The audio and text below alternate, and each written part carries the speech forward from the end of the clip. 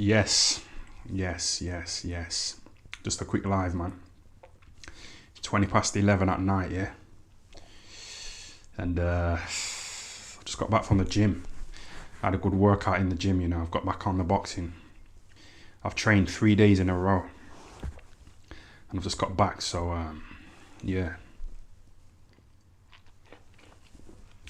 Someone says, where's the chicken burger? So I've just got back from the gym, yeah. 2 hours. In fact, let me show you my little video that I recorded the other day. Let me show you this video, yeah.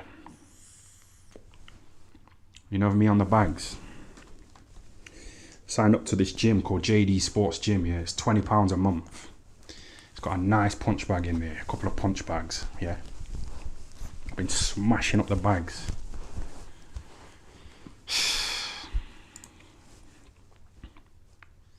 Some nice women there as well. Like, look at this. This isn't me, this is Carl Froch.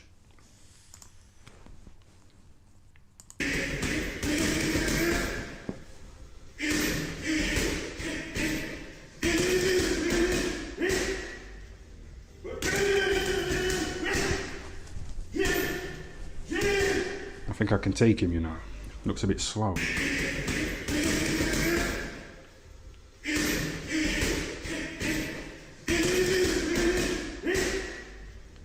You know, back in the days, me and him used to share a big red bag, heavy bag, and he used to put dents in it, but he looks a bit soft here. He don't seem to be putting a dent, you know, in the bag. Like he did back in the days in Nottingham when we used to train together.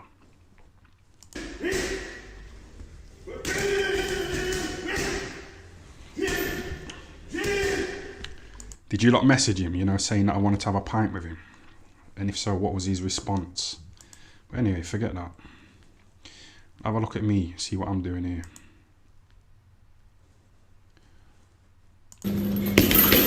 See if I look better than Carl Froch.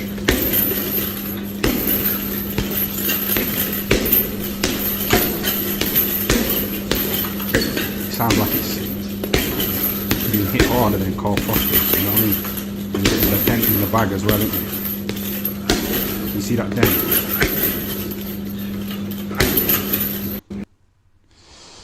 Yeah, man.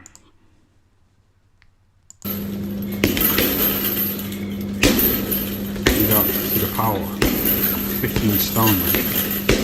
I think I could beat Froch.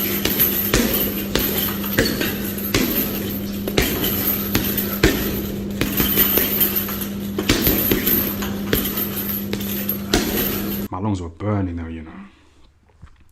Really fucking burning, you know, from all the cigarettes and the vaping and all that. Let's do it. Oh, there we go. Oh, dude. Oh yeah, I pooped a little bit. I'm gonna get out of here. I'm gonna get out. I told you. Did you actually shit yourself? It feels a little wet. It feels a little wet. You actually. Oh god. Ground spot right here. Uh-oh. I'll see you in small claims court. This kid is out of his mind, bro. Are you ready? Oh no, I'm not. Just do it. Oh, there we go. Oh, dude. Oh yeah, I pooped a little bit. I'm gonna get out of here. I'm gonna get out. I told you. Man said he pooped, you know. There was this woman in the gym today, and she was like squatting down, yeah. She was squatting, she had some weights. She was like squatting all the way down, and she's like pushing up as well, like, and I think, I don't know.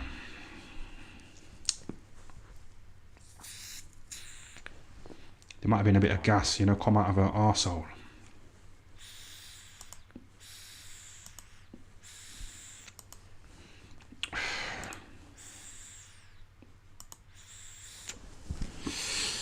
Alright, who we got in here then? Jim McDonald as usual. Jim McDonald says you're looking a bit sloppy on the bag, so you are. I thought I looked alright, you know. I ain't trained for a year, you know, like before my 3 little sessions this week. I thought I did okay, man. Just sweating it out, you know, getting that fucking workout in. But yeah, the title of the video, Floyd Mayweather humiliates YouTuber in sparring. I'm not going to watch the whole thing. It was like 4 rounds, yeah.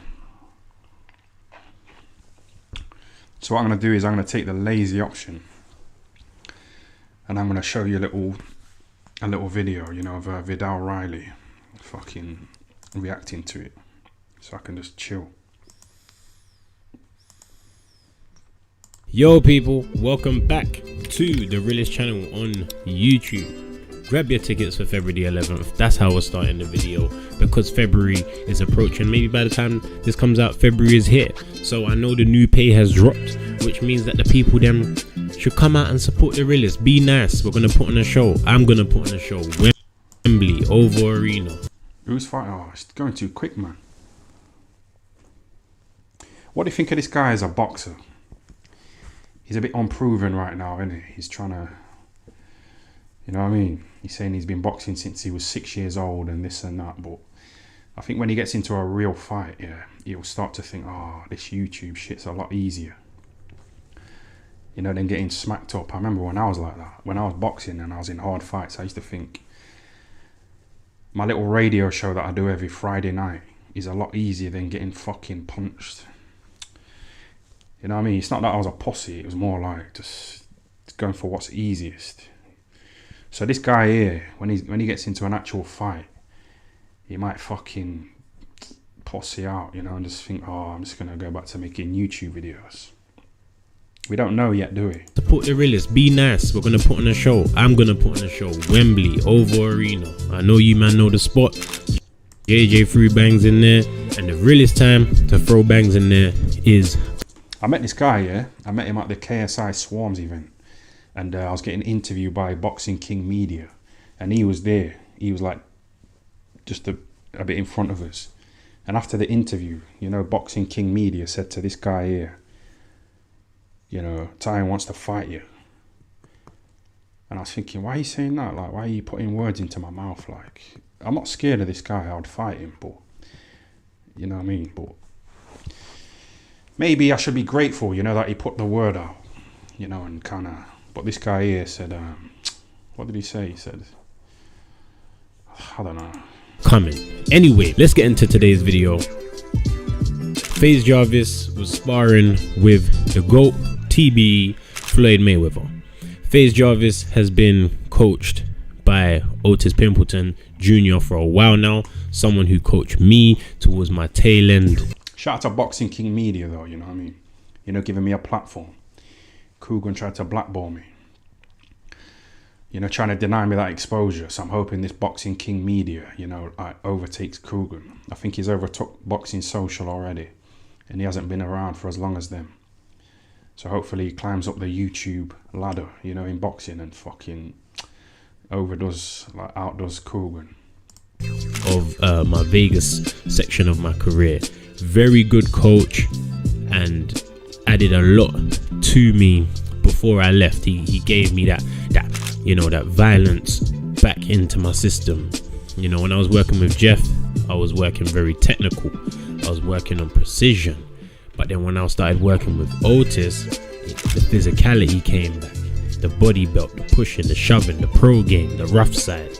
So when I saw Jarvis was working with him, I knew he selected a very good coach. So he said that his old trainer was more technical, yeah, stylistic. Then he got with a new trainer and he was more physical and, you know, aggressive. He made him have that aggressive style, and it's like, what would you say, like Tyson with Sugar Hill Stewart. But I was thinking of Lee Wood. When Lee Wood was at the Ingle gym, he was like tip-tapping around, moving around. This is what he says, Lee Wood. And he said when he went to Ben Davison, Ben Davison gave him a style that made him more aggressive. And you seen him knock that fucking guy out the ring. And when I used to spar with Lee Wood, yeah, that guy being, I forgot his name, some Irish guy. When I used to spar with Lee Wood, yeah, I used to think this guy is a fucking huge puncher, man. So yeah, you know, his style now, it's a bit more aggressive and it's suiting him, and he's getting paid some serious paydays. You know, and he's a world champ and he's knocking people out the ring. Mick Conlan, that's it. Lee Wood is getting some nice paydays, man. You know, right at the end of his career. So, you know, it's never too late, is it? I see him not too long ago, actually, when I was doing my reaction on MMA on Point. That was a good video by them. Shout out to MMA on Point, but it's based in Oxted, and that's where Jarvis is at sometimes. So yeah, man, actually saw him the one time I was in his. I don't know this Jarvis guy. I thought Mayweather was fighting some Geordie Shore guy. I think he pulled out, didn't he? So yeah, I saw it. So anyway, here we go. Round 1, Floyd Mayweather versus Fizz Jarvis. Whole gym's watching as well. No pressure. Let's go. Mayweather used to like hide the sparring, you know, and then he'd show the end, you know, when his sparring partner was covered in blood. But now Mayweather's showing it, you know, the sparring. It's good to see. Mayweather, as you'll see in a bit, the guy jabs him, this Jarvis. Mayweather slips here and hits him, you know, with a good left hook to the body. It's impressive, you know, for a 50-year-old Mayweather to be doing that kind of thing.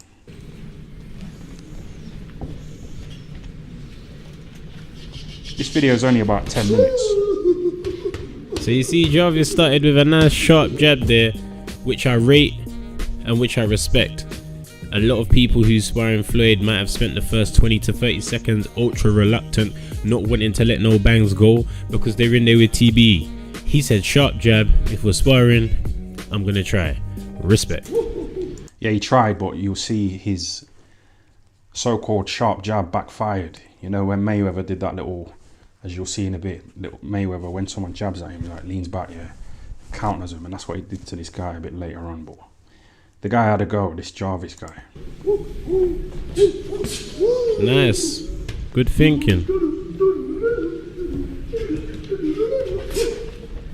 Yeah, Mayweather making noise and that. That's what my old trainer used to say, like, make noise. Jarvis is looking like a boxer. Brendan Ingle used to say, like, talk to him, you know, in sparring. He used to get us to, like, talk to our sparring partners, you know, to try and wind them up and take their mind off their game plan. And I used to do that early on in my career, and I used to win fights. It's life with this shit. Nobody would never be better than me. Come on. Then I went downhill, but you don't mind. Floyd's giving him the trash talk. No matter how old I am, I don't sleep with this shit. I don't sleep with this shit. So you see Floyd making him miss, man. the master of defense, as we know. But Jarvis is not disheartened though. He's still attacking, which is a really good thing to see. Ooh, See that? Nice. That's what I was talking about. That was I think it must have been 123 into the clip right there. Nice. Good thing to see. Watch. You Ooh. see that? So quick, man. Nice. You know Mayweather. That was I think it must have been 120. His dad, Floyd Mayweather Senior, he's not really a good trainer, man. I know you might say that's fucking stupid to say that. He's not, man. He's not. I don't think he is. He hasn't really done anything else with anyone else, has he? He hasn't really produced anybody else. Mayweather Jr. seen his dad and his uncle Roger, you know, with brain damage. So Mayweather adopted a defensive style. Free into the clip right there, but Floyd, and he mastered we've seen this from him many times. You see many that? times. Someone leads off with the jab, he just finds a little angle around it, and then bayai, counter. So let's see how he catches Jarvis there. Hold on, have I shared this screen with you lot? Can you not see this shit? Yeah, you can see it. Alright, continue.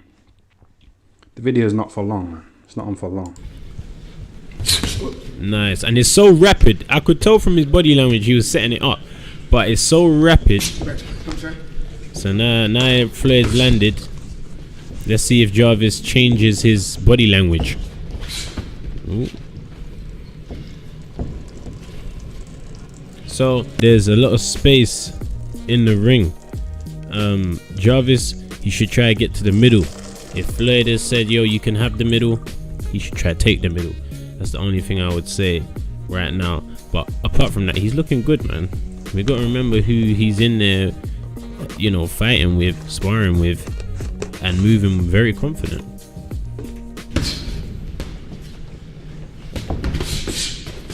I love that shoulder. Ooh, he's trying to put some shots together. Oh. All right, Jarvis. Mayweather, yeah, he's willing to get hit on the shoulder and the arm. He's got that like defense, you know, he does that as a defense. So Canelo, when he fought Callum Smith, he kept smashing up his arm and it fucked up his arm, Callum Smith's, and his arm was all bruised up. But I think Mayweather's arms are conditioned. Mayweather put his arm there for Canelo. Mayweather's arms are conditioned, man. You know Rocky Marciano, he used to like punch his opponents in the arms, you know, to bring their arms down, and then he'd hit them, boy. You don't work with Mayweather. He don't business. I respect it. Letting some shots go, body, head, missing, but he's throwing. And I know Floyd respects it. As much as he's trying. You see that defense on Mayweather, he's got his arm there, yeah, his left arm down there, so that's kind of covering his body. His right hand's up here, in case the guy tries to jab. The guy, Mayweather, just blocks it like that, yeah? Or he blocks the left hook, because his arm's up there, innit? His body's covered Mayweather's. If the guy tries to throw a right hand, Mayweather just puts his shoulder there like that, you know, and blocks it. The defense is on point. And Mayweather's got a spring in his step. And I was skipping today, you know, in the gym, you know, trying to get that bounce. Because I used to have a fucking spring in my step, you know what I mean? But I hadn't really trained, whatever. And I know he respects it because he knows Donnie's trying. And that's why he stuck him in the stomach right there. That's... Let's bring this back. Let's bring this back. This is actually quite entertaining to watch. 159 into the clip. No. Go back a bit more. 157. Bam. Nice Body stick down shot to the stomach. You know them shots there to the body, like they don't look that good, but they're effective. Johnny Nelson used to do that with me when I used to sparring. He used to like tap me, you know, to the body. So when I try and lunge in with a left hook to Johnny Nelson, he just like flick out a jab to my body, yeah, right in the stomach, and it just takes the fucking wind out of you, man. And then he comes back with his own sharp jab. Oi, and another sharp jab. Hey. So you see, he got in a little trap there, just admiring his thing. He's like, yo, I just hit Floyd with a couple jabs, you know what I mean? And then as he's taking that in, Floyd is like, yeah, but you're still, I got hands, bro, so I'm gonna hit you back. I think Mayweather lets him hit him sometimes.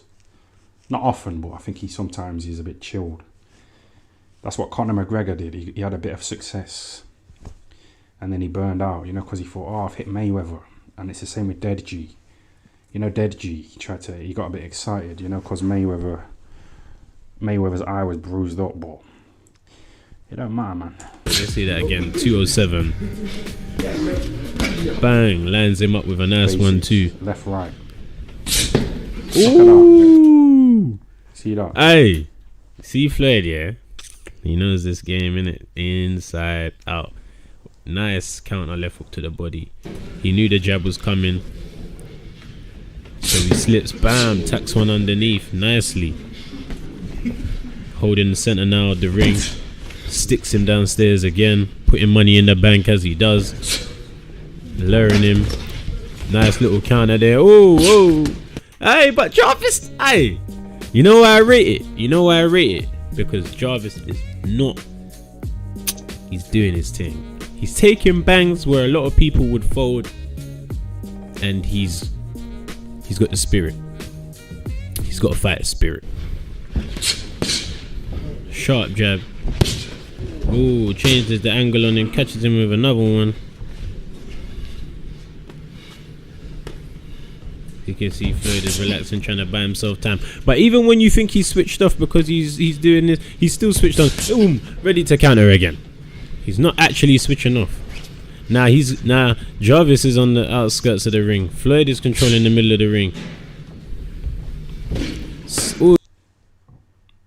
You know, Mayweather used to call out Naz, you know, for a payday. Imagine that. Imagine Mayweather calling someone out. This is when Naz was like on, you know, at his peak, and Mayweather was not as known as he is now, and not as well paid. He would have fucked up Naz. 30 seconds left in the round. It's been an entertaining round. You obviously Floyd is showing that he's the GOAT. But who can say anything about Jarvis? I ain't boxing this last year. I'm so cold. I'm almost 50 years old.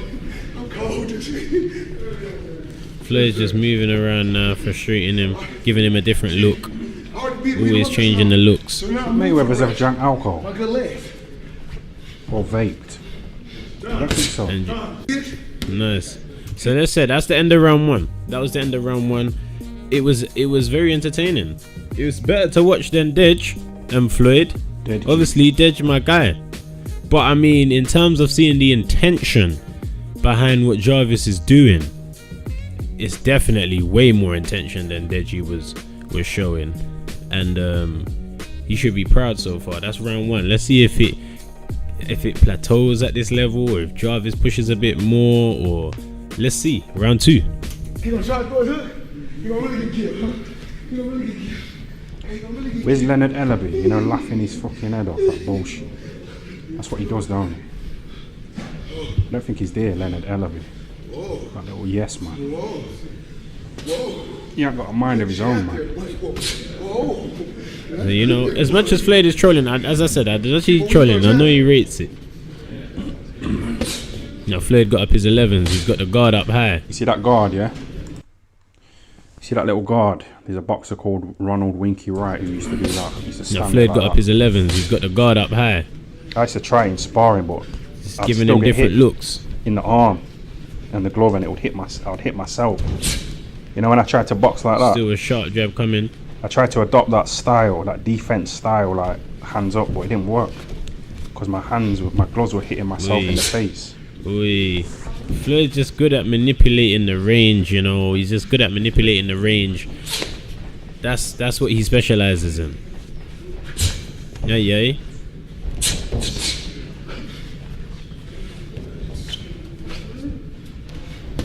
Ooh. So he lured him. He lured him into a false sense of security by moving so much. So because he's moving so much, Mayweather fighting? I don't know who he's fighting. He's not fighting this guy, is he? This Jarvis. Yeah, ain't no attacks coming. Ain't no attacks coming. They're like a cat, bam, in your face. And that's what happened there with that right hand. We bring it back to 506. Nice, picked it, nice. Oi, 1 and a 3. Oi, fire! That jab is like a bullet. Hey, this guy, yeah, Floyd he's 45 years old, but he's sharp, boy. Bam, bam! Look at the fight, like. I was thinking about Mayweather when I was on the bank. You know, Jarvis is still there. He's getting hit, but he's taking it. Oh, he's starting to sharpshoot him now. He's sharpshooting now. Floyd with a lean back, but Floyd has always been good with a stick to the body. That's the point I'm making, and he uses that to bring the attacks upstairs, as we see again there. And Jarvis needs to stay out of the corners. He needs to stay off. Oh, 553. 2 clean shots. Jarvis, there you go, Jarvis. There you go. You see what I'm saying? He's got the spirit. He's got the fighter's spirit. He's got the fighter's spirit, and I'd love to see Jarvis in there again. He's got the fighter's spirit. I've seen fighters in the gym sparring and, you know, trying to have a little war and that, but then when they get into fights, they pussy out, and it's a different thing under the lights. That's what Kell Brook tried to say to me, you know, when I was like talking shit to him in sparring. He's like, yeah, but I perform under the lights, you don't. So yeah, he's got a point, Kell. We're gonna get on to Kell Brook in a minute, snorting coke. Someone closer to his level, someone who is in his realm, because this must be doing wonders for his confidence. As much as he's getting picked off in a lot of parts of the spar, which is bound to happen, he's landing some shots. He's landing some good shots, and he's fighting with intent. Big respect to Jarvis, because he went in there with intent. He made, I think in the beginning, Floyd, as he says, he tests the temperature. He could see that Jarvis's temperature was hot. He was going to make the most of sparring with Floyd, and mad respect to him. He did get picked off, but I mean, what did we expect? What did we expect to happen? Those spars are learning. Those are learning spars. Some spars you get beat up to learn. Some spars is equal, you learn. Some spars you dominate and you learn, and that is one of those ones where you got to take a little bit of a hiding just to learn that, yeah, man, I'm going to take a couple tricks from him. I'm just going to take a few things from him. And as I said, he works with a great coach. I'm sure Jarvis will be excited to get back in the ring with someone his own level, so he can, you know, just be the guy again. But that is priceless. It's a rare opportunity that you're going to get to spar with someone like Floyd Mayweather, and I'm glad that he took it with both hands. Shout out to Fred as well, because I'm watching the footage on his channel. Better not copyright, man, otherwise I will be stealing your red jumper. But yeah, that was a reaction. Floyd Mayweather and FaZe Jarvis. Make sure you like and subscribe. Hit up the other channels. Ruin Wills, Rolling Cheeky. It's the end of the video. If you don't know what I do at the end of the video. I'm too cool for the rules, baby, get off of me. Never. Yeah, KSI and Logan Paul, you know, their little prime drink. It's, I say little, it's kind of big time, man. You know, the UFC have took it on board. You know, fucking Arsenal.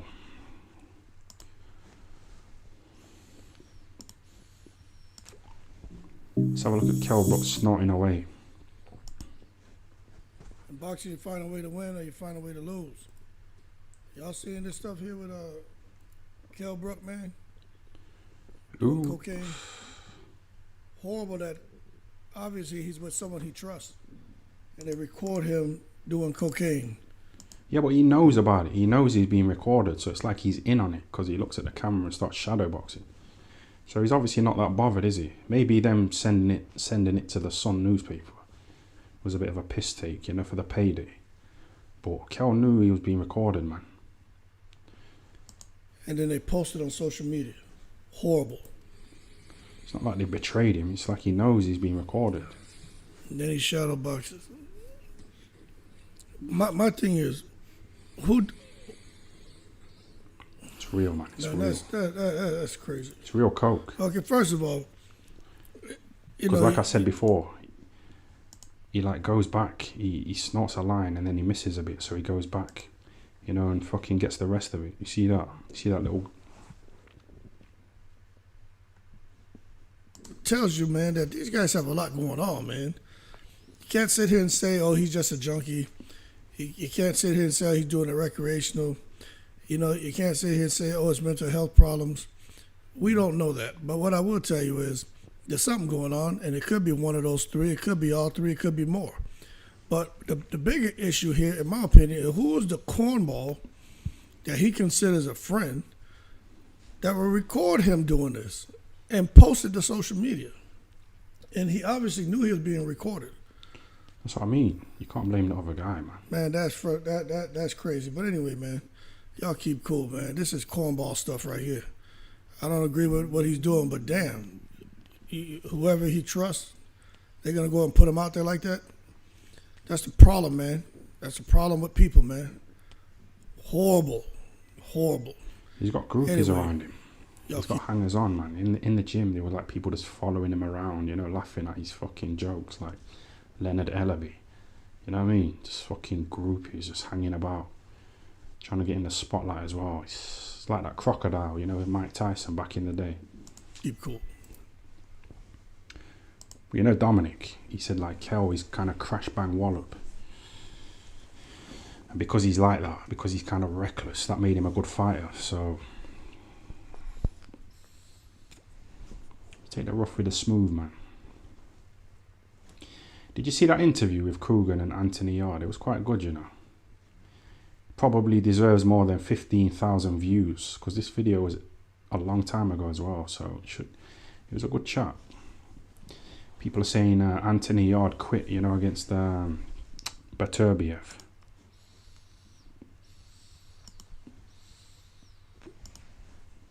I think that's true. He kind of looked away, but the referee was like, lift your gloves up, man. You know, show me that you want to fight, and he didn't. It's kind of like Joshua against Ruiz, you know, in the first fight. Hold on a minute. Hold on a sec. Someone says, Hex Toy said Chris Eubank is a lost soul nowadays.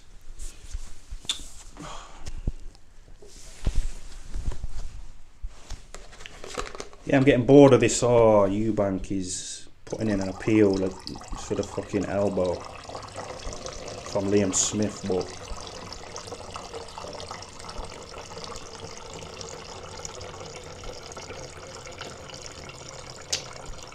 just take the L, man.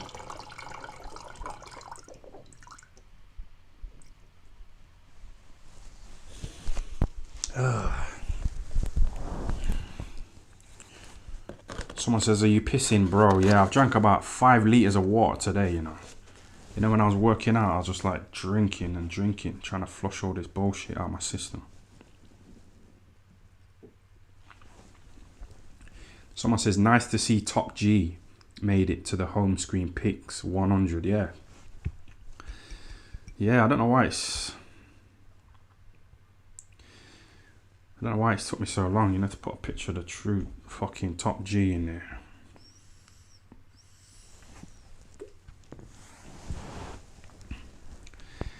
Did that Chinese food taste like dog ball sack? Yeah. I had a Chinese last night and I put the video on Instagram and oh,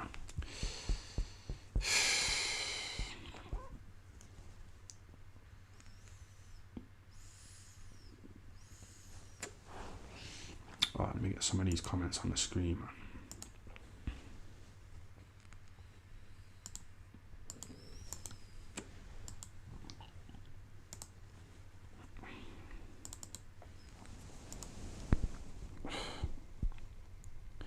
Someone said I fell off, you know, because there's only like 300 people watching, but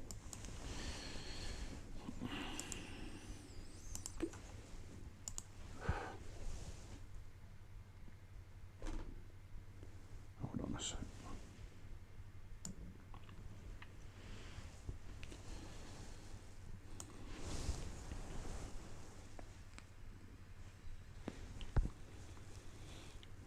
Someone said I was laughing so hard at the Chinese food, laughing face. Yeah, when I was eating it, I was kind of thinking, I bet there's loads of dogs in this fucking Chinese. You know, these Chinese people, they eat dogs, don't they? You know, every year they've got like a dog festival where they fucking eat dogs.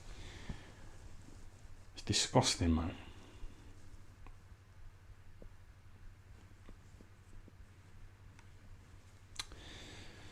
Yo, are these comments coming up on the screen or not?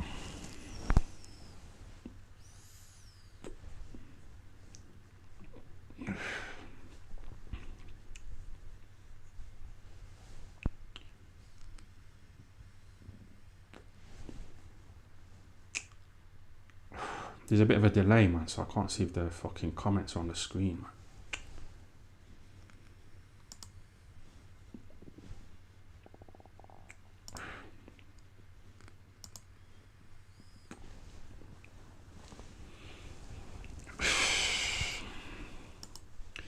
Yes, woo-wee. Thanks for the £2 super chat, yeah?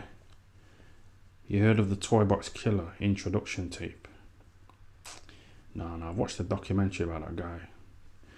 He locked women in toy boxes and just fucking cut their nipples off and started acting mad.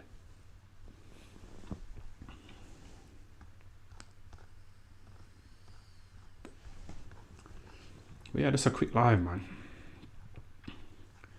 Just a quick hello, a little catch up.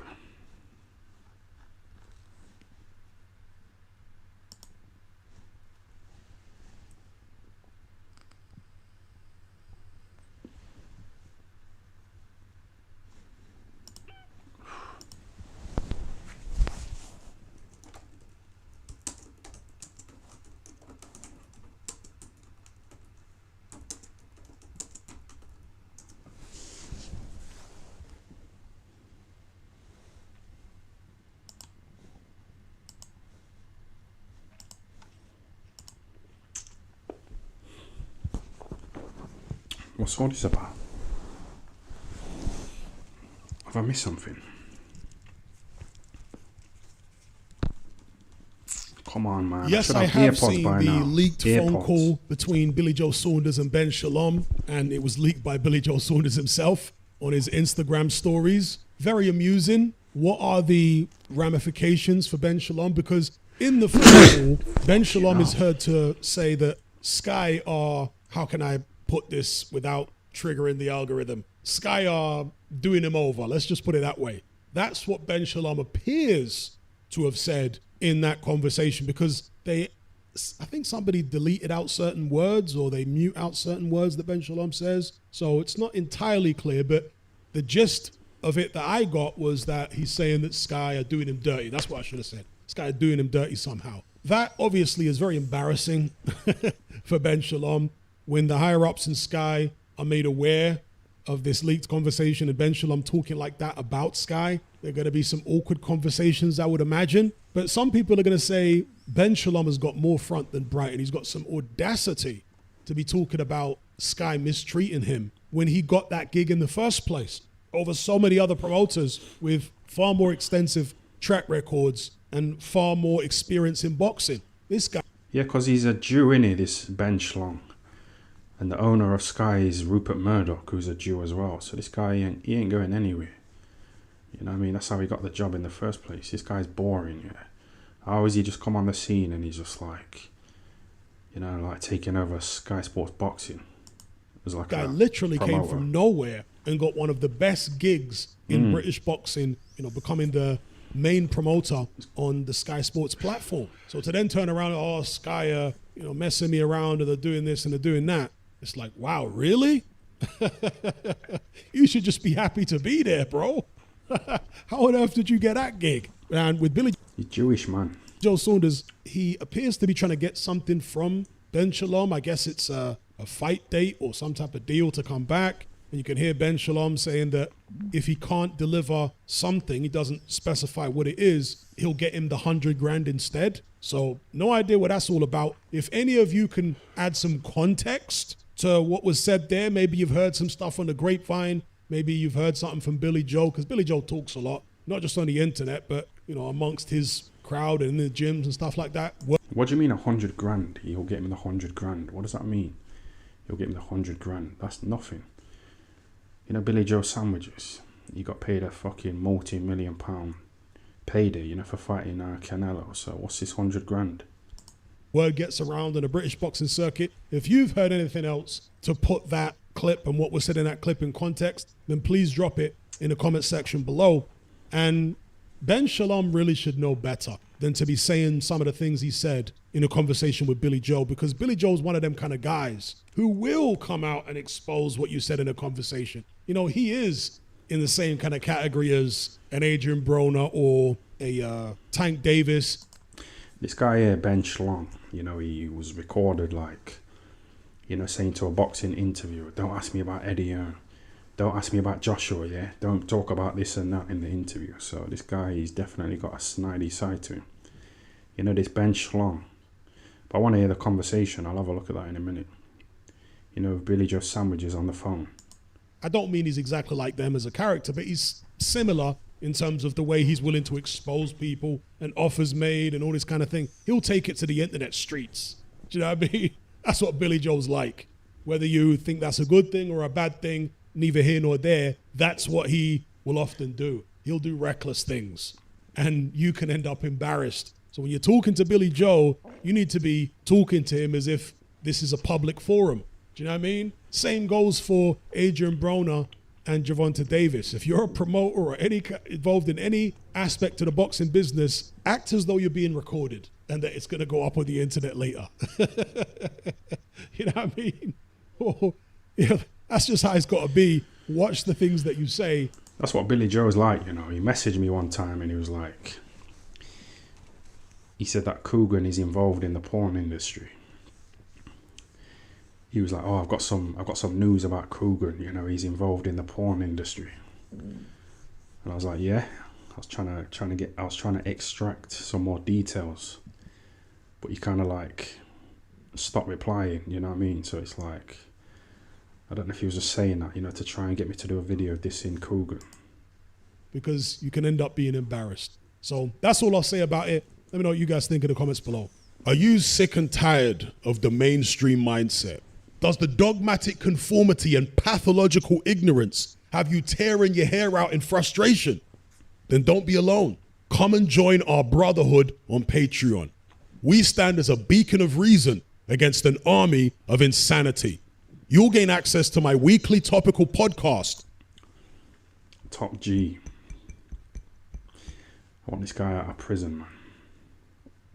Where we take more deep dives than Jacques Cousteau on an endless variety of subjects. There's also videos, interviews, live Q&As, as well as a vast back catalogue of previous episodes, including my popular Confessions of a Nightclub Bouncer series. You can listen via the Patreon app or download in high quality MP3. Connect with myself and hundreds of other members in our Element chat group. There's no contract, no commitment. You can cancel at any time, and it's cheaper than a Mickey D's McMuffin.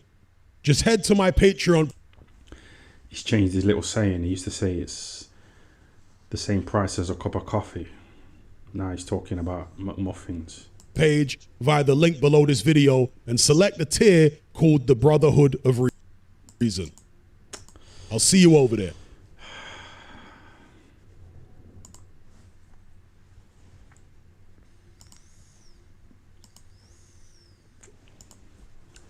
Yeah, I'm gonna wrap it up. You know, it's been nice. Just a quick one, innit? Nothing special.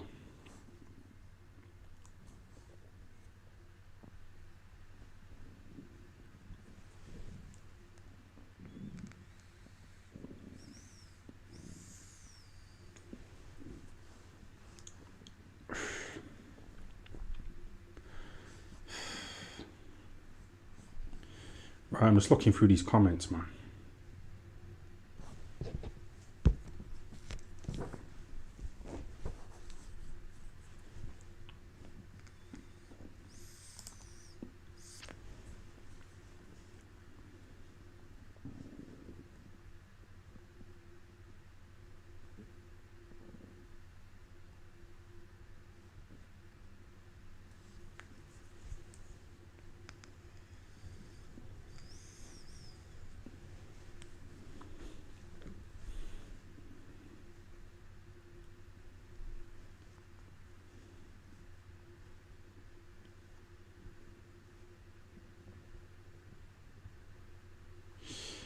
Yo, I've missed some super chats, you know. Let me just scroll back here. I'm a bit all over the place. It's just random. Yes, Matthew. £10, yeah? Yo, Ty, review your stand-up vid. I remember this guy from the last live. He gave me a tenner, innit? You know, and asked me to review my stand-up, but I'd already ended the live stream, yeah. So he sent me a tenner and I kind of missed it. So we might have to give him what he wants. He's giving me a load of cash, you know, that Matthew. So yeah.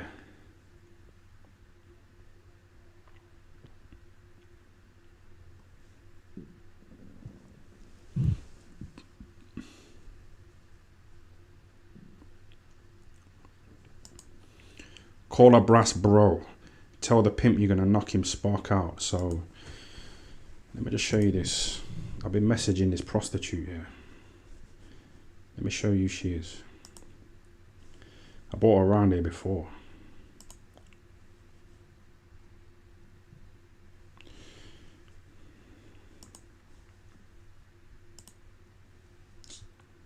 Hold on a sec. You know that? Can you see that? She's been round here before, yeah. I gave her a tenner in it for a blowjob. She don't look like that. She's fucked up. She's a heroin addict. You know those photos? They look half decent, don't they? But you can tell she's drugged up. She's put the same photo twice, but she's a mess. She was desperate. She was following me around the street, saying, "Oh, do you want sex? £10, come on, we can go back to mine." She was like really following me, and I just thought, fuck it, I'll just bring her back here. Brought her back here, I gave her a tenner, got a little cheeky blowjob off her, and then like I said to her, "Do you want another tenner to link my arse?" And obviously a tenner's a lot in it to drug addicts. That's how they get their next fix, you know what I mean? So she accepted, you know, and I fucking got rimmed. You know, by that. But I messaged her, yeah. What did I say? I tried to get on the stream. I said to her, £20 if you can get to Firth Park. That's where I live, in it. And she said, "Come to mine." And I said, "Get a taxi and I'll give you 40 quid. So yeah, see what she says, man.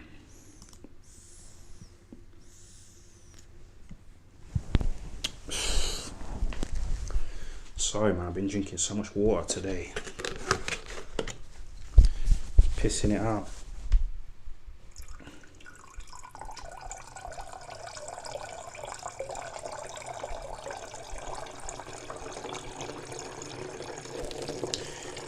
You know, if you're depressed, go to the gym, I'm telling you. I was feeling a bit down, but you know, when I signed up to this gym, this JD Sports gym, and I had a few workouts, I feel like I'm on a different level, man. I feel quite happy.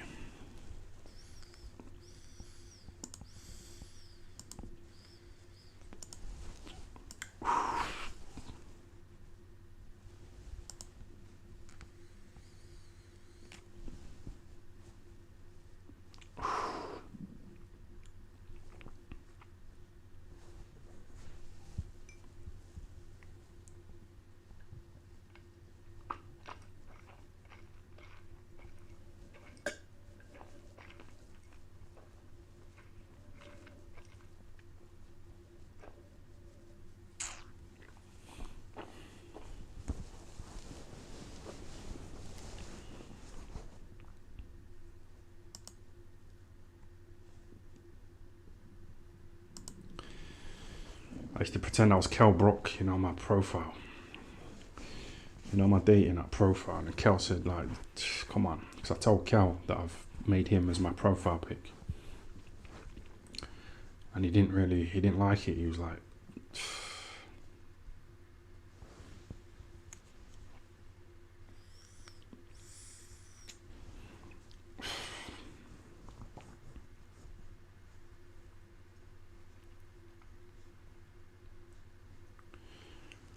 Tyne, you're a legend. Yeah, this isn't really legendary. Just having a nice time here after the gym.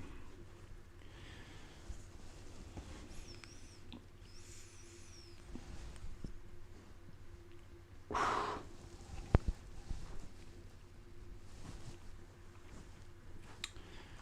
think I missed some super chats. Let me just scroll back. Someone says something about my mum. What did you say? Tyne's mum told him to stop talking about the black skeleton because he's Tyne's real dad. That's just reminded me, you know. You know, the last live I did, I played like a video. You know, me dissing the black skeleton. And I was a bit harsh, man. So I'm going to apologise to him, you know, on Instagram. I'm going to send him a little apology, man.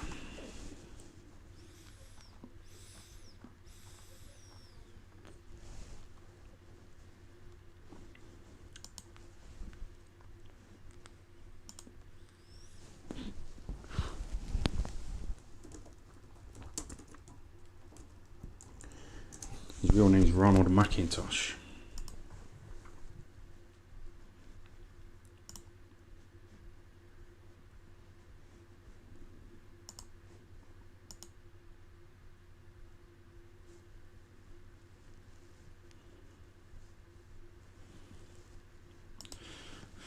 That's a bit out of order, man.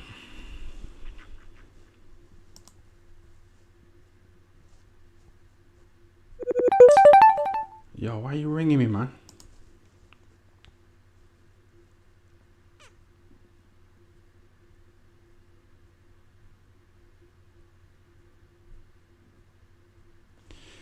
Yeah, I'm gonna send him a little apology, man.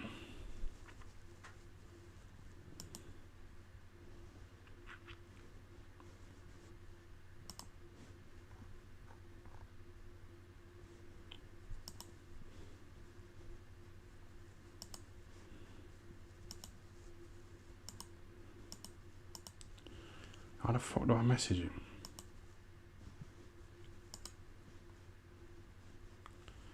How do you send people messages on here?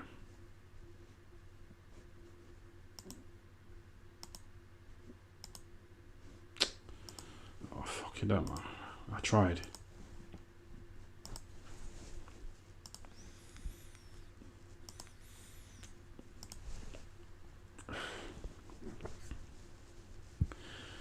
What's your favourite strain of weed? I've fucked the weed off, man. I didn't like spending a fiver, you know, every day buying weed. I'd rather put it into property, you know, become a landlord like Joshua. So stop spending money on weed, man.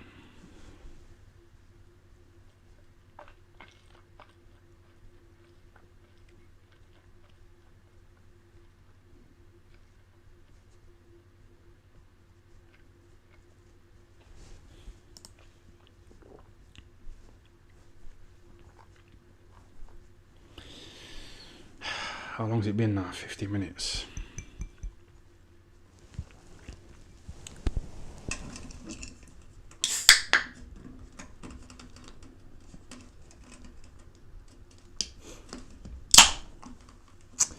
Someone says you're much taller than Kel, so you're better off as yourself on dating apps. But this is what I'm saying. You can be small, you can be fat as a man, you can be fucking ugly, you can talk with a silly voice. But as long as you got that money to back it up.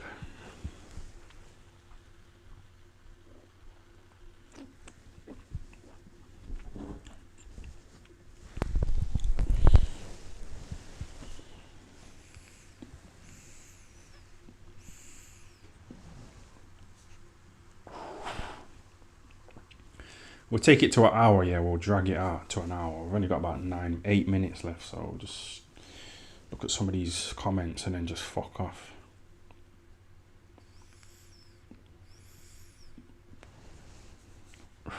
Ty, why are you so tight with money? Well, I told you I nearly got evicted a few years ago, but you lot saved me. You subscribed to my Patreon. You give me little super chats. You bought my merch. You see this fading away after a few washes.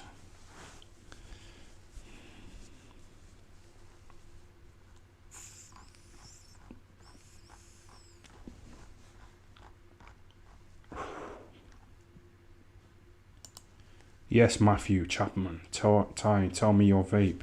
This is a strawberry kiwi. 2%.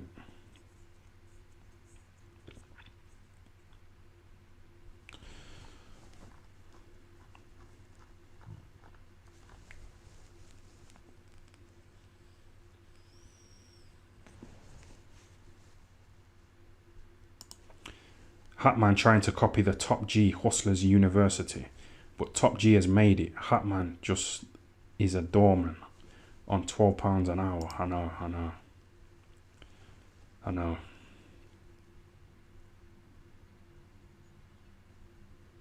I noticed that he's trying to get like a little Andrew Tate Hustlers University thing going on in it, but I don't think it's catching on, man. Do you lot subscribe to Hatman's Patreon? A lot of you have subscribed to mine, you know, and I'm grateful. I don't really put anything on there, but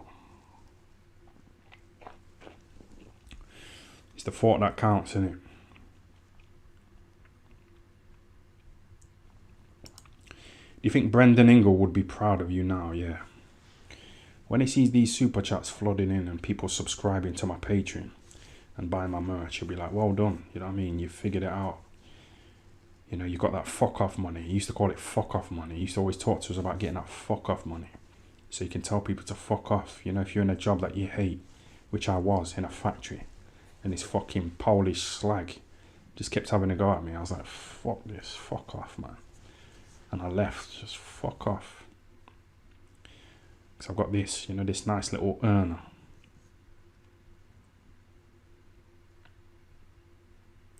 You know, Dominic Ingle, he told me that his dad said to him, don't you ever come back to this house with a woman who's got a kid by somebody else. It might sound harsh, you know, to single mums, but it's good advice, man. Dominic's got a load of houses. His brothers have got a load of houses. Brendan had a few million. You know, if I'm training Nassim Ahmed, and they kept that money like centralized, they kept it within. Yeah, but if Dominic got with all these baby mamas and spent money on all these fucking kids that aren't even his,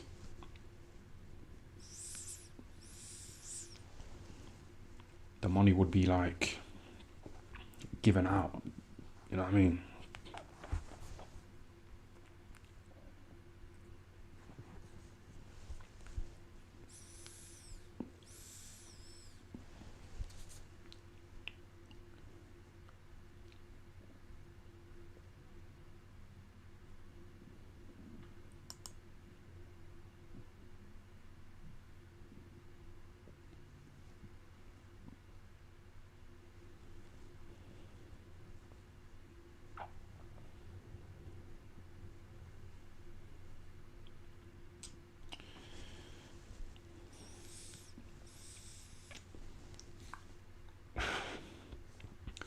Yeah, my subscriber count is public. You know, I ain't really got that many subscribers. I've got a few thousand, but my old channel had more in it because my content was better, but the money was just terrible, man. You know, because I was just going all out on people, and it was classed as like bullying. You know, cyberbullying. You know, dissing the black skeleton and that, so... What do? You go for the money, innit?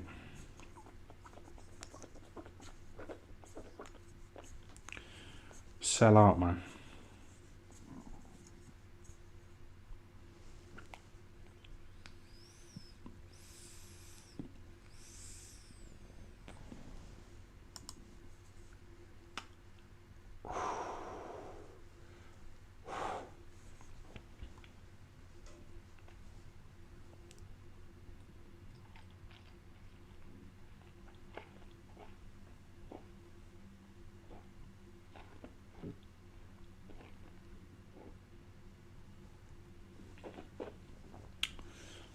Someone said I would subscribe, but you don't even read out the super chats. Just send me £1 in it and I'll read it. Because I've tried to scroll back, but it's not really showing up.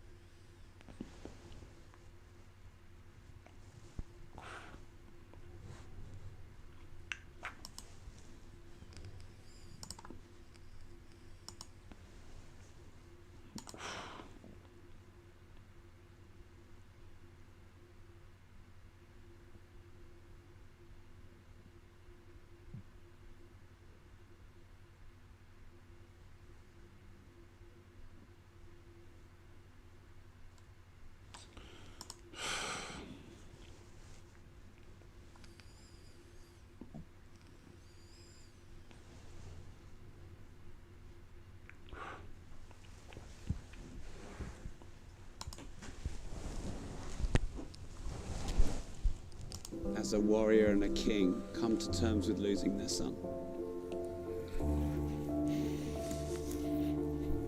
I sent him over the edge, man. Look at that. I'm gonna answer.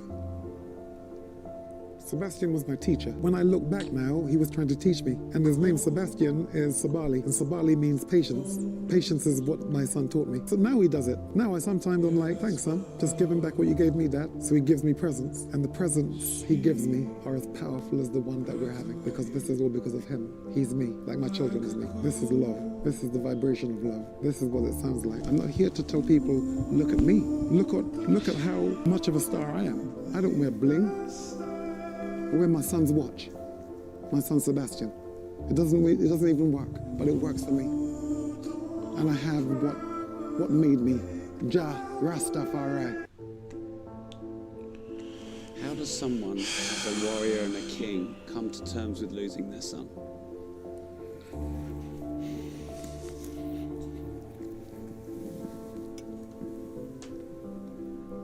I'm gonna answer. Sebastian was my teacher. When I look back now, he was trying to teach me. And his name Sebastian is Sabali, and Sabali means patience. Patience is what my son taught me. So now he does it. Now I'm like, thanks son, just give him back what you gave me, Dad. So he gives me presents, and the presents he gives me are as powerful as the one that we're having, because this is all because of him. He's me, like my children is me. This is love. This is the vibration of love. This is what it sounds like. I'm not here to tell people, look at me. Look at how much of a star I am. I don't wear bling. I wear my son's watch. My son Sebastian. It doesn't even work, but it works for me. And I have what made me Jah Rastafari.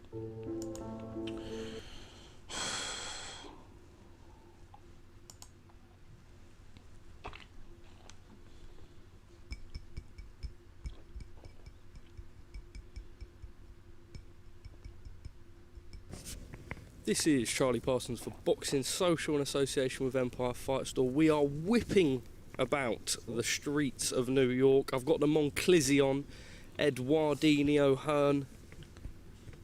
At what point do you think you're taking it too far and becoming a little bit cringe? It's not cringe, mate. I've got the Monclizion and I'm with Eduardinho Hearn and we're in the whip. What the you're from Cirencester. We're whipping about. Whipping about. You're from Cirencester. I'm not from there.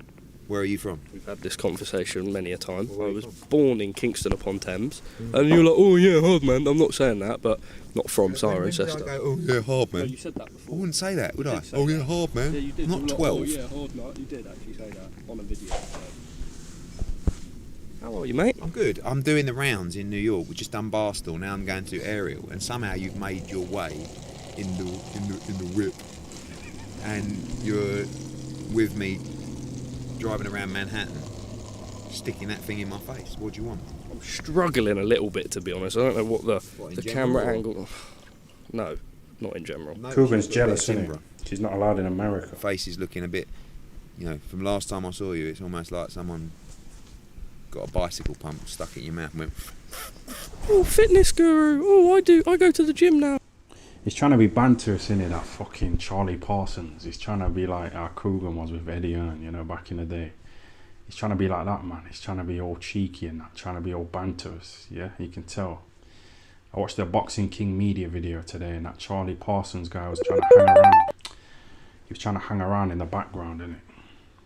Oh, you don't. No, you. I'm pretending to be you. Trying to be banterous. Results fucking speak for themselves, Parsons. Trying to be a character, man. You should come to the gym with me tonight. Deal. Instead of eating pizzas and pints, you should come to the gym. Maybe. We'll think about it. I've got my missus. Very nice, you old romantic. No, we do. Living a dream. Serrano Cruz, New York, Hulu Theatre, MSG. Feels. No, but I'm just. You're nervous? It's just quite heavy to hold, mate, actually. Well, you're nervous. Relax, mate, it's fine. Yeah, anyway, yeah, so right. Yeah, thanks for. Oh, fuck this, man.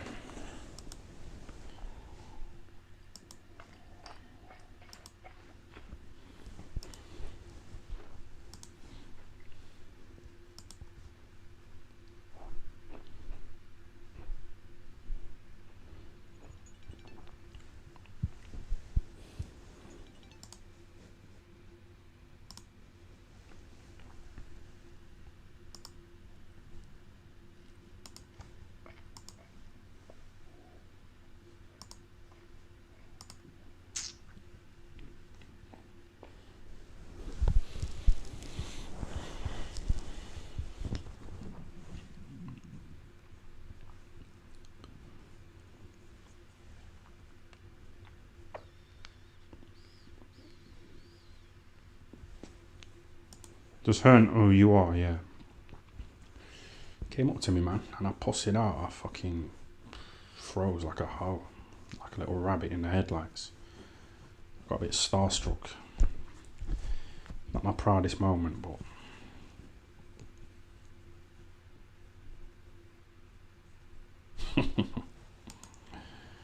Hex, get the wallet out. He's finna bonk. Finna. Finna. I start saying that, in my day-to-day speak.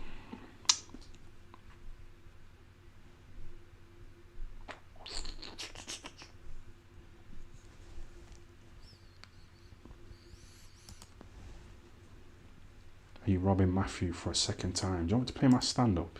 Just do it, man. He's fucking paying me. Just do it. I'm going to review my stand-up. Fuck it, man. It's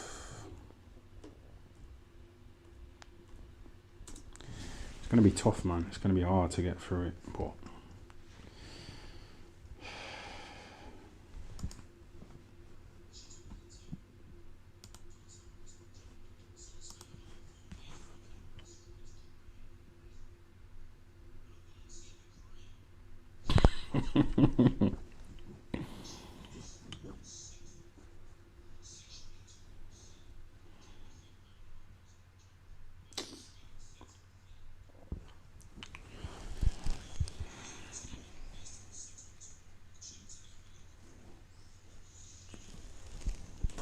They're laughing.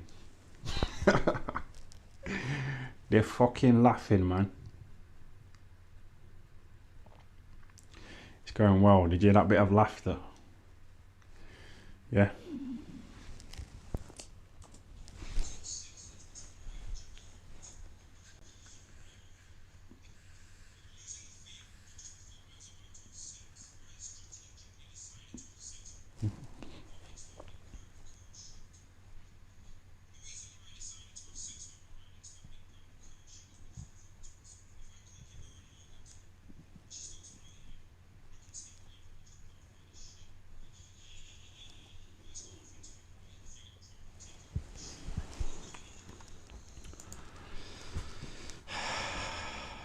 Yeah, that's enough, man. That'll do. That'll do. Got a few laughs. Yeah.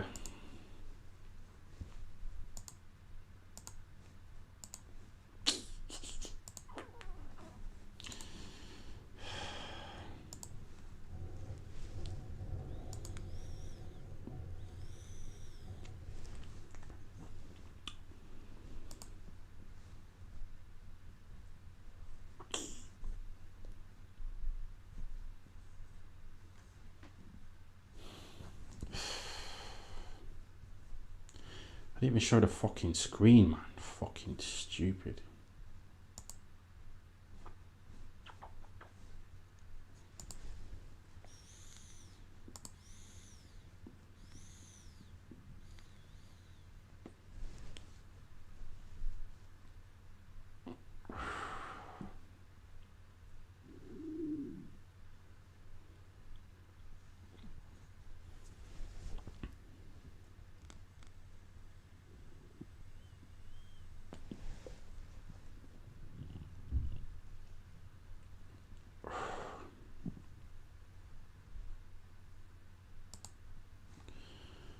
That was a guy called Ryan Aston, and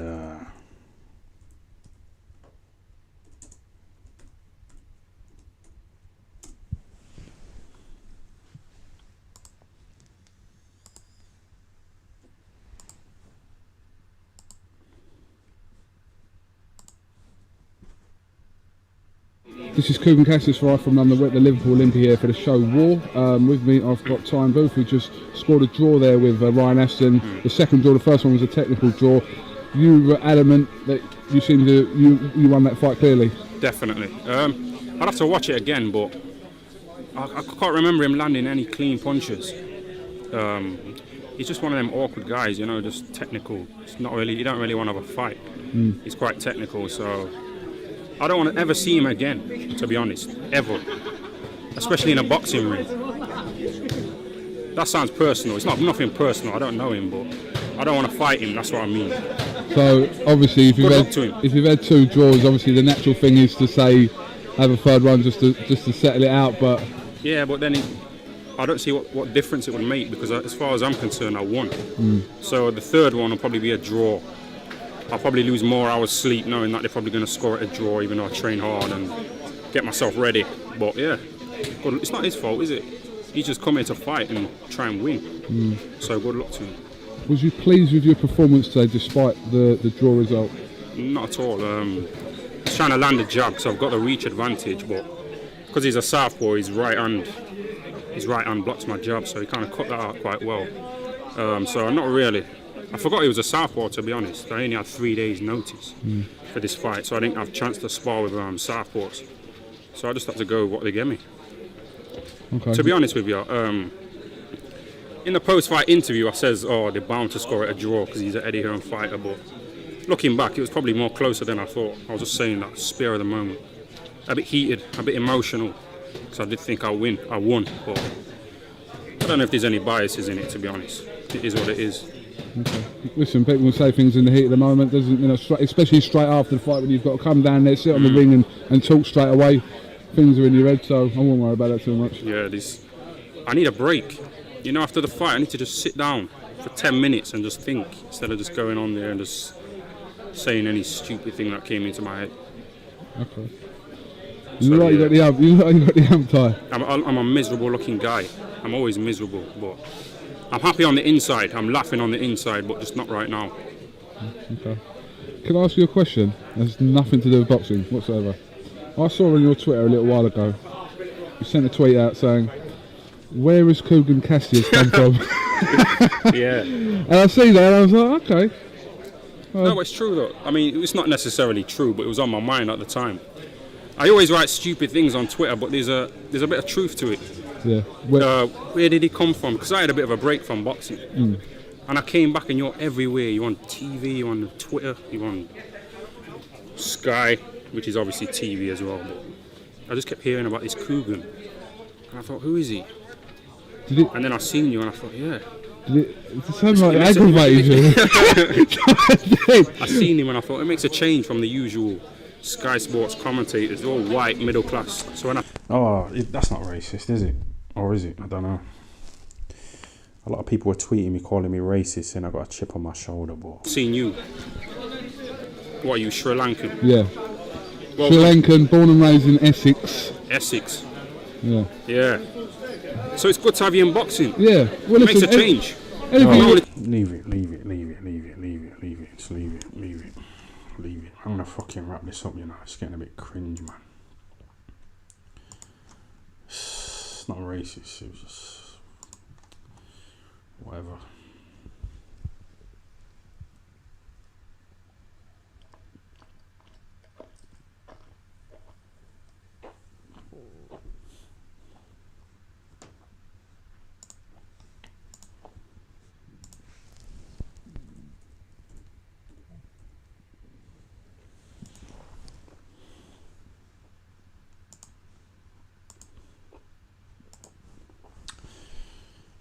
This game don't look too good, you know.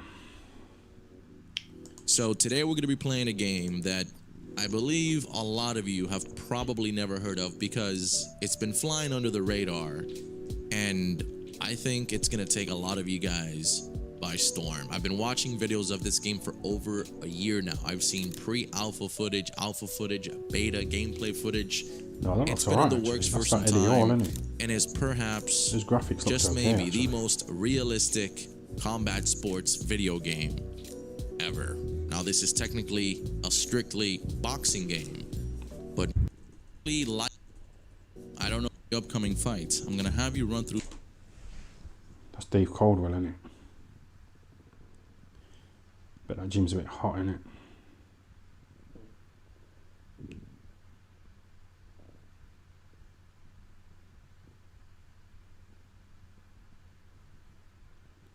Brendan said that Dave Caldwell used to get beat up by his mum.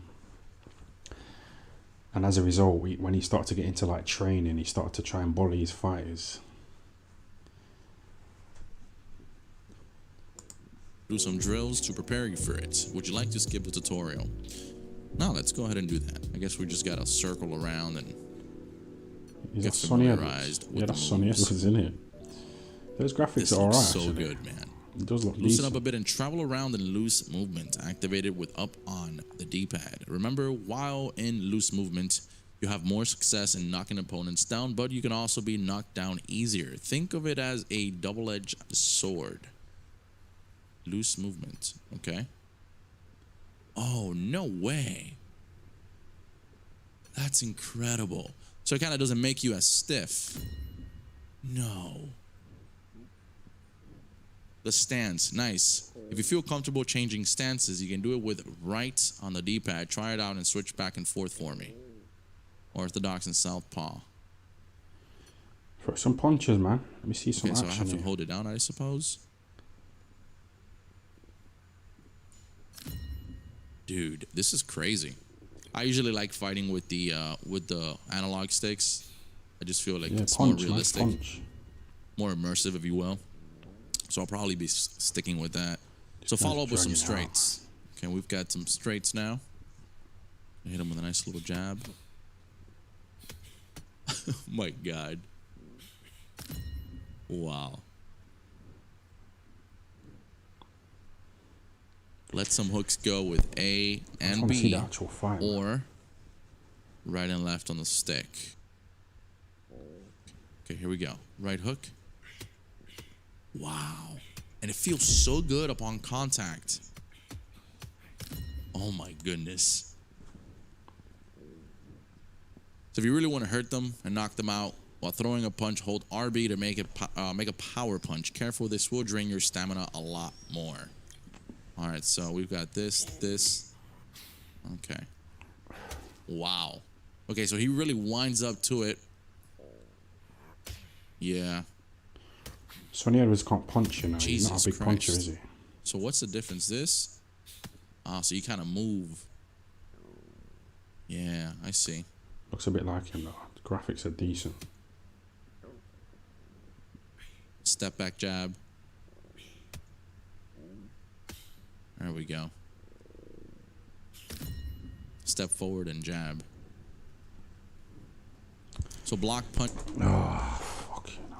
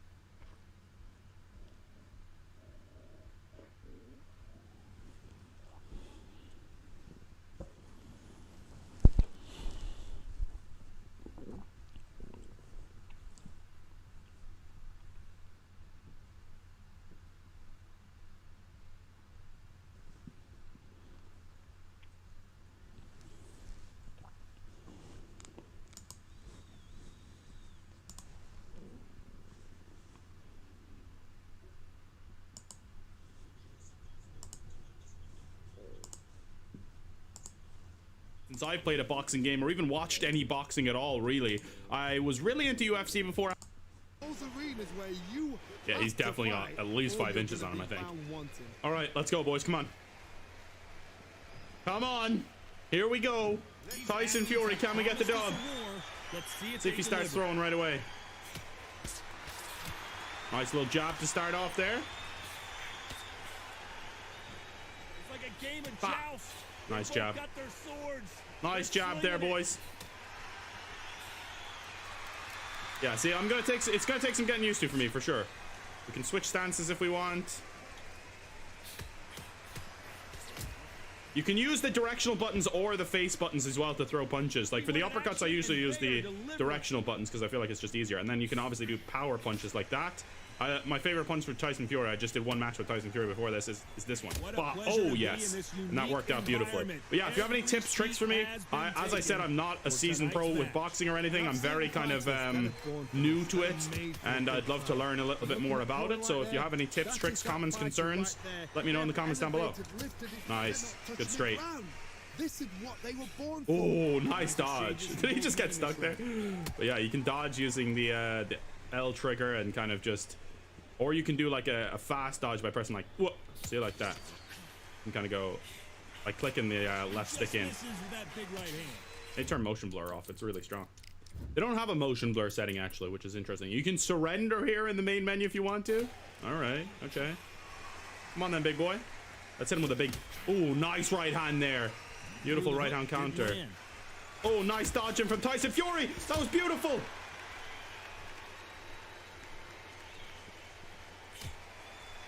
Gotta be working the body as well. That kind of reminds me of that. Good body punches there. Over the place in this one. Scorecards all over the place. We'll see. I think we probably took that first round just about. Maybe. We'll see. Wasn't much in it. It was a fairly timid first round. We were feeling each other out a little bit, getting used to the game. Yeah, he had still 100% health. I have 99, so nothing doing there. All right. Didn't take any health off him at all. Nice, good right hand there. Good jab and then a straight to start the match. I did do a little bit of mixed martial arts training back in the day myself, but never got into boxing it so much. But obviously, in mixed martial arts, there is some boxing as well, so I know the basics and stuff like that. And I've watched some boxing matches. Don't get me wrong; it's not like I've watched nothing. Nice left hand. Full body now. All right, calm it down. Nice. All right, come on. Nice left hand there. 10 seconds to go. Yeah, start swinging. Yes. Oh, I went for it at the end there, the end of the round. All right, come on. We hit him after the bell there. Didn't mean that. There you go. Now we're after getting him down a little bit. Look, he's down to 94%. Our stamina went down a lot more than his, though, in that round, so we exerted a lot of energy. I think we'll probably win that round, though. First round, honestly, you couldn't call it. But that round was fairly... I think towards the end, we stole that one. So, should be 10-9, maybe even 9-9 in the first round, or 10-10. How do they do it? I'm not sure how they do it in boxing. In UFC, I think it's 10-10.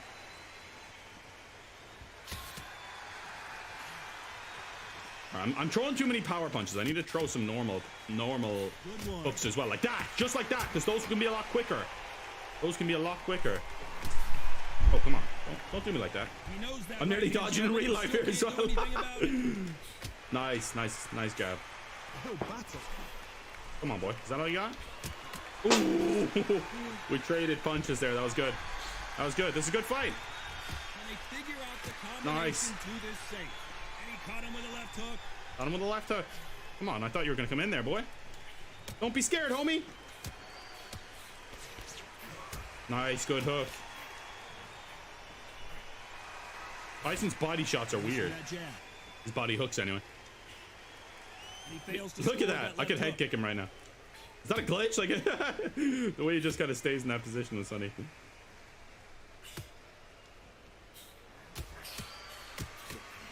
Nice, good right hook. Nice. Okay, we're teeing off with him towards the end here. Any punches that their opponent throws, and that's a... Ooh, okay, he got me too. This has been the best round so far, I think. Ooh, went for it at the end. All right, good round. You can't really see my health, but... Oh, you can. I was going to say you can't really see it. Oh, he's down to 89%. I'm 93, so we're winning the fight. My stamina's going down more than his for sure, but we're winning the fight. We're exerting more energy, but it's working. I think we're up 2 rounds to nothing right now. Maybe with the tied round in there. Maybe he could get 1 round in there. Oh, no, it says 3 rounds to me. 30-27. Okay. I'll take that. We took the first round. We stole the first round off him, I guess. All right. We could maybe try and, like, regain stamina in one of these rounds and kind of just, like, take it a little easy. But I want to go for the knockout. But I also don't want to throw stupid stuff like that. Oh, what the hell? All right. So you can also press the up button to, like, kind of shake off the stress like that, which is cool. I forgot what they called it, but... The head punches they throw. Look at the body shot. I went for it there. That could be the real difference. Good body shot there. Listen to the commentators. I'm throwing hooks here. Throwing them for the fences. Big shots from shots off. And they forget. You can bang too. Nice. Good uppercut there. Keep going. Competitive round with 10 seconds left. Well, one thing I will say is when their faces go red, it looks incredibly weird. Like, that's something they need to fix. It looks so strange. All right, I think he probably won that round, to be honest. I think he probably won that round. He's not exerting much stamina at all, though, which is interesting. All right, come on, boy. Round 5.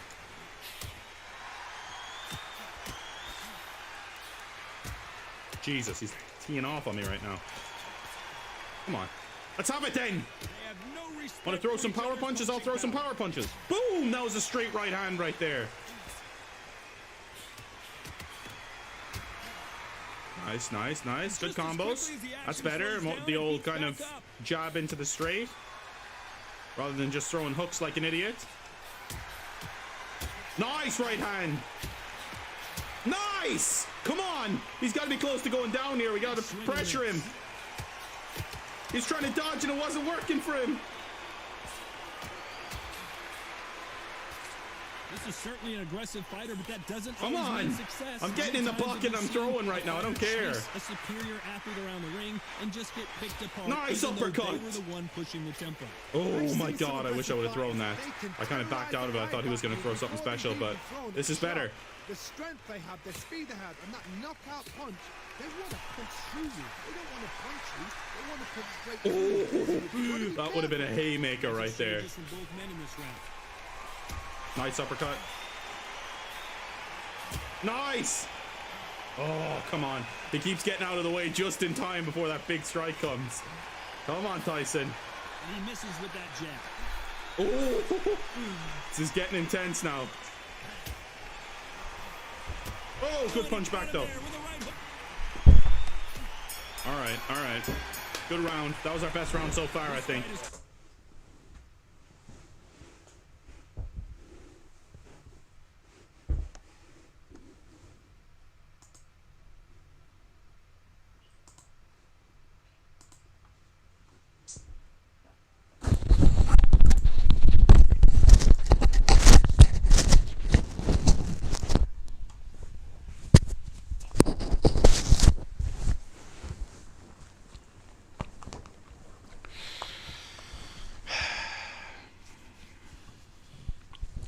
Yeah, someone says the game is horrible. I was getting a bit bored, you know. I don't know. I just had to fucking go and lie down for a bit and just chill, you know, readjust. I wasn't really feeling it, man. I wasn't feeling it.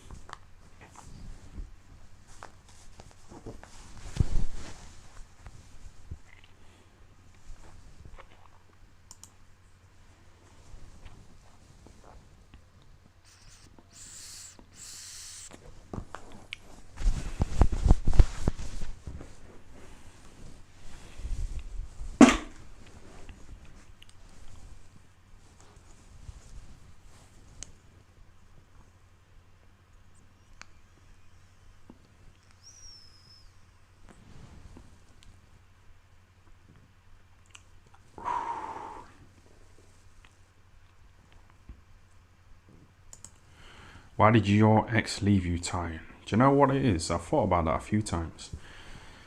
I think she thought I wasn't man enough, you know what I mean? I think she wanted like an actual man, like a fucking, well, I say I am a man, innit? But I used to like make her pay for her own food, you know, in a restaurant. You know, instead of just taking the lead, like Andrew Tate would, and just paying for the whole food. When the bill came, when I was in a restaurant, I'd like pay half, innit? And she'd like look at me like, what you doing? And then she'd get a little purse out and pay her fucking half. But I think it put her off, innit? But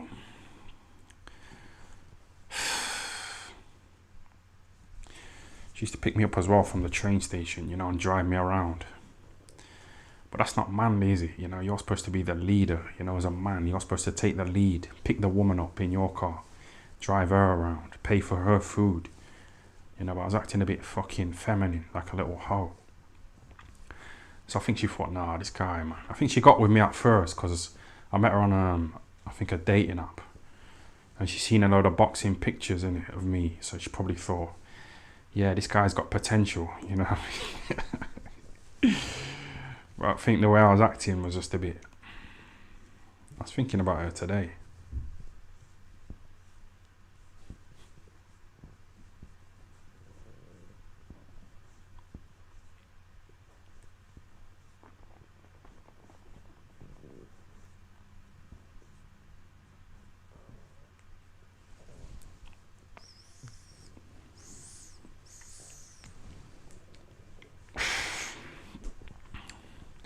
take the lead, man. And she used to like rub her pussy, you know, when I went down on her. She was like rubbing her pussy. So it's like I wasn't doing it properly myself.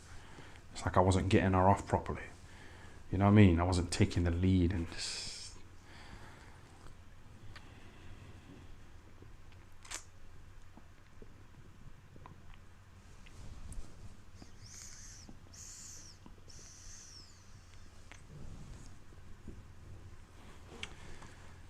Someone says she sounds amazing, paying for her meals and driving you around. What I want in a woman, to be frank. But you say that women don't like that kind of shit, man. They want you to be in charge, innit? Dominant, alpha male, Andrew Tate.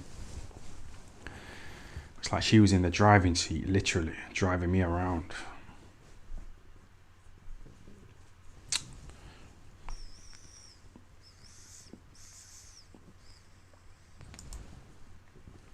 You weren't satisfying her sexually. Yeah, I wasn't delivering, man.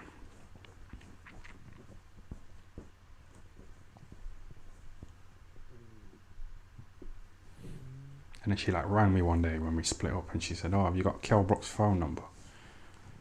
You know, Kel Brock's snorting away." Time, review your old fights. My fights are boring, man. This is what I mean. My styles are shit. It's fucking...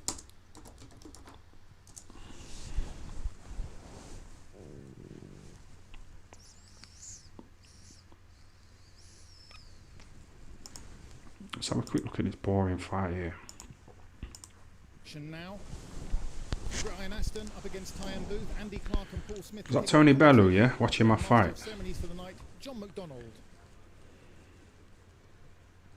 Ladies, all the officials have been appointed by the British Boxing Board of Control here present with us at ringside. Let's get the action underway in the middleweight division.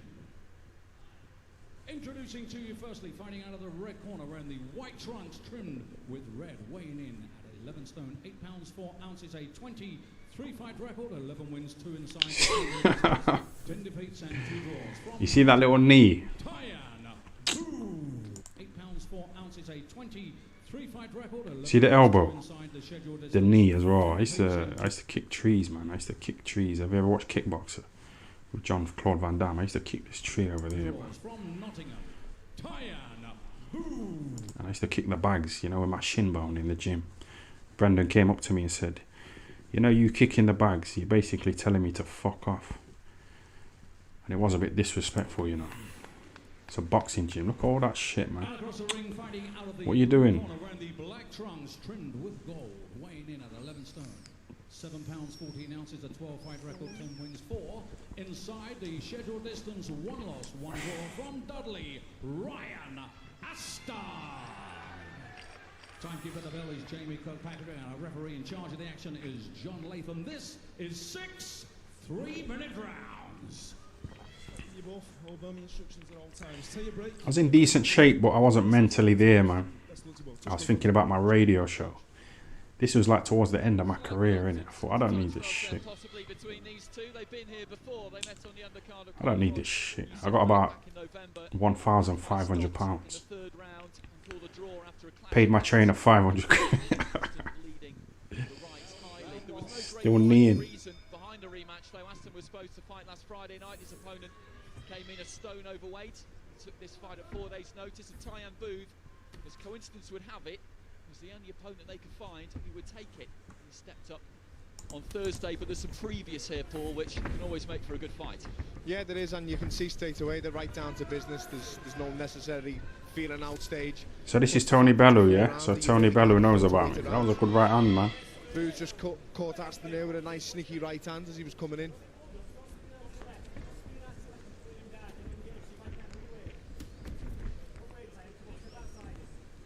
Aston's professional career today, 12 fights, 10 wins.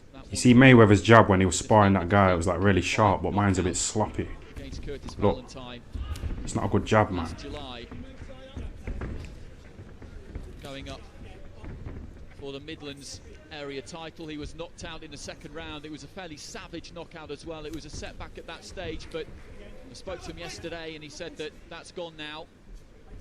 The 3 or 4 months he was after the rematch, he wanted to put it right, but now he feels it's probably best just to let it go. After the draw against Booth, he's picked up 3 consecutive victories. That's why I rate Carl Froch. He just goes forward, like it's like I'm scared to fucking get involved. Booth, who's strutting around the ring in rather unorthodox fashion at times.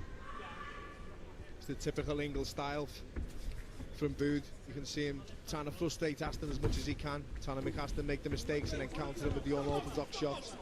I can tell from experience it's an absolute nightmare to fight against when you know someone's so unpredictable and can do anything at any time. Well, he does have the height advantage here, Tyan Booth. Love movement, rather eccentric. This ain't entertaining, is it? It's not entertaining, man. That's why it's hard to sell tickets. Because people don't want to pay to see this kind of shit, man. All my family are broke factory workers. Junior in June, an 8-rounder. Stopped with just 29 seconds to go in that fight. Throw the fucking right hand, man, like Tommy Ernst. That's what Dominic Ingle said to me. Dominic said to me, I need to watch Tommy Ernst. You know the way he used to throw his right hand? You know when he knocked out Duran? I'm not delivering, man. The thing with Booth, even if he's not landing, all the fiddling about and the messing around, the showboat that he does, it makes you think and it makes you stop your natural game. So you're reluctant to go in because you're wondering what he's doing next. Even if he's waving his arm about in front of you, you're still wondering why is he doing that. So you're thinking too much.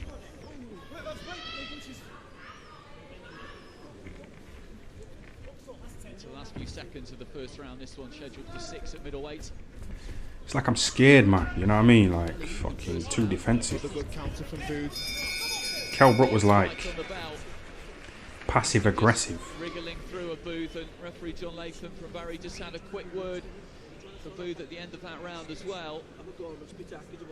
He is an awkward customer. There's plenty more in that round as well. Just a bit worrying for Aston. Aston needs to get going. Yeah, that was alright. That was okay. That was decent. I deserve the victory, man. That's fair play to Booth because that's his style. He needs to mess things up. He needs to frustrate his opponent and make him fight his fight. Seconds out, round 2. Paul Goff with the advice for Ryan Aston, Dominic Ingle, Tyan Booth's corner.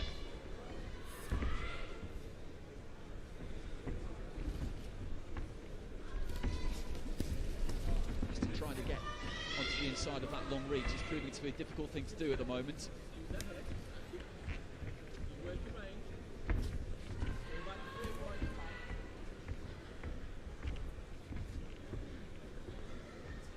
Throw the fucking right hand, man. He's a southpaw as well, so straight down the middle, yeah. First move, Aston trying to come in behind the jab with the left hand.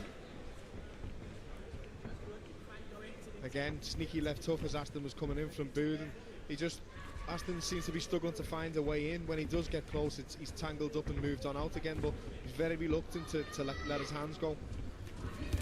That was a better looking backhand from Ryan Aston.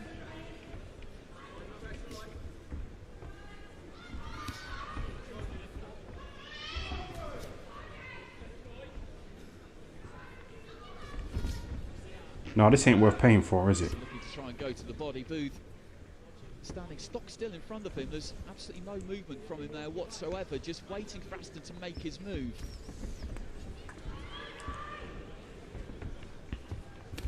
Eddie Hearn was sat ringside as well. You know, with Kell Brook and his misses. So this was a perfect opportunity, you know, for me to like really again in ways of action, burst on the scene and poking with the jabs, just waiting for that big opening to catch some good shots. But it's always Booth seemed to be catching Aston as he's coming in when Aston overcommits.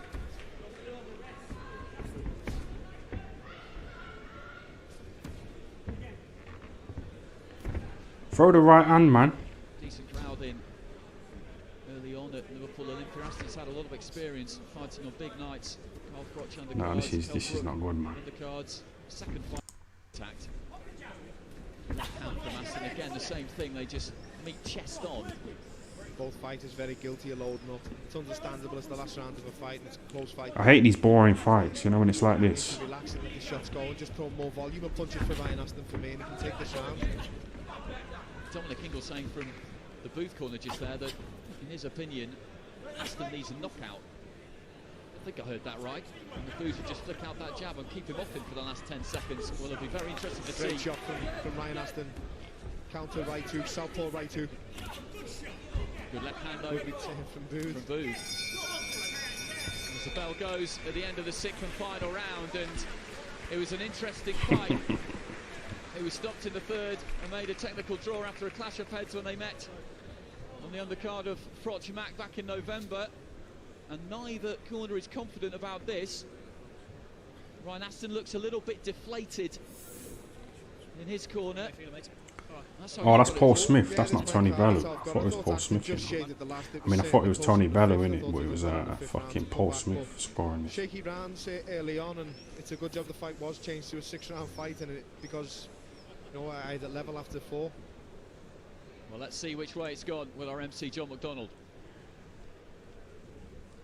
That fight was like these lives, wasn't it? 6 rounds of boxing, referee John Didn't deliver, man. has scored the contest of 57 points for both boxers. We have a draw. So show your appreciation, please, for Tyan Booth and Ryan Aston. Well, a draw. You had it by 2 to Aston, Paul, but it was a very difficult fight to score. It was, as I say, the last round was closer than the 5th round for me. But I thought Aston just shaded it. If I'd gave it to Booth, it was a draw itself. But my card, I had Aston just shading it. But listen, you can't walk away from that fight feeling probably hard done by. You had the chance to take that fight and to do better in that fight, and he'll know that when he watches the tape back. Yeah, man, regrets. They came in at fairly short notice. They both did. Very short notice, in fact. Aston taking the fight on Tuesday. Didn't know who the opponent would be. And go to Ryan first. You both look a little bit frustrated. Ryan, did you think you were done enough to win it? I thought I boxed the better rounds. He was throwing his jab and that's all he had. I was getting more involved, doing the more work right within the round, and I thought I nicked it by a round. How awkward is he? He's very awkward. Yeah, he's hard to hit. Looks like the rest of the Ingalls camp. He's a good fighter, but I thought I'd done enough. Tyan, just 4 days' notice, are you proud of your performance, and do you think you could have nicked it there? I'd say I should have more than nicked it. I mean, this is his promoter's show, so he's bound to give it a draw unless I knocked him out. So that was a clear win in my case, for me. Did you think it was the cleaner shots that should have won it for you? Yeah, I was catching with right hands, body shots that you didn't really see in close. So I thought I won it by probably 4 rounds to 2. He might have given 2 even, but it's his promoter's show, so he's bound to give it a draw. You've had a technical draw in your first one and now a draw. Do you two want to move on from each other? I'm not really bothered. I'll fight anybody anywhere anytime. I took this fight on 4 days' notice as well. I got told on the Tuesday, so I'm ready. I was ready, so I thought I'd take it. And Tyan, you've made your name around the country. Do you want to finally get a win over Ryan, or do you want to move on to different things now? To be honest with you, the start.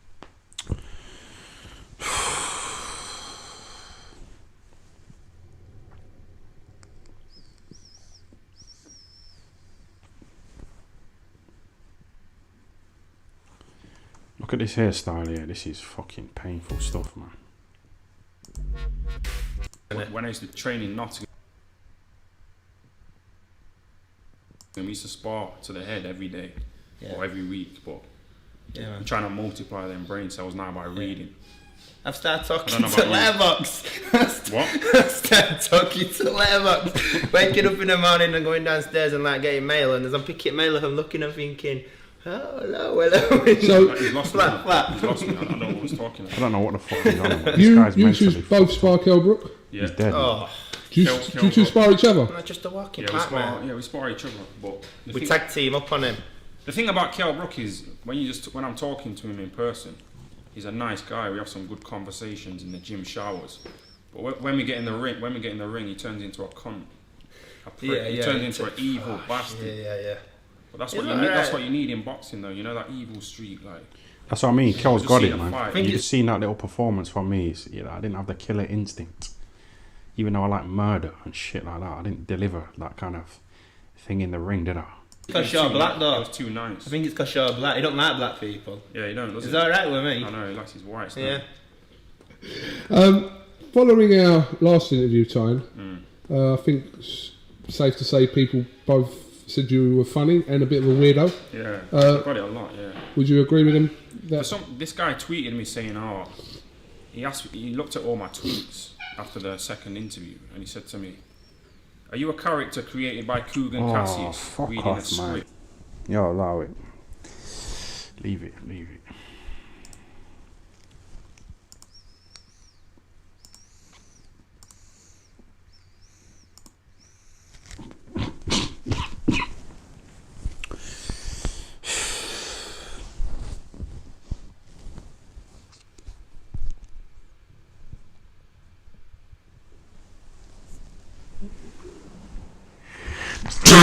Oh, no sneezing, you know. That was nice.